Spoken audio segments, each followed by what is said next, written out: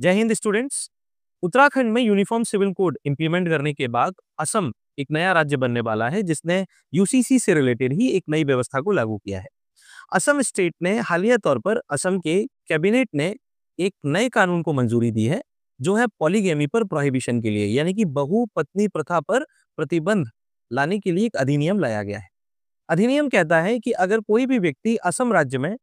अपनी किसी जीवित पत्नी के होते हुए, यानी कि पहले वाले विवाह के बिना किसी कानूनी प्रक्रिया द्वारा एंड किए बिना, यानी कि ना तो तलाक हुआ हो ना पहली पत्नी मरी हो, अगर किसी और महिला से शादी करता है तो उसे 7 साल तक की अधिकतम सजा हो सकती है। इसके साथ साथ इस कानून के मुताबिक अगर कोई काजी पुजारी या कि फिर कोई मौलाना किसी भी प्रकार के ऐसे विवाह को अपनी तरफ से मंजूरी देने की कोशिश करता है या कि फिर ऐसे विवाह प्रक्रिया में शामिल होता है तो उसे भी 2 साल तक की सजा हो सकती है। हालांकि 2005 के वर्ष तक वे अल्पसंख्यक मुस्लिम समुदाय, यानी कि माइनॉरिटी मुस्लिम ग्रुप के लोग, जिन्होंने असम के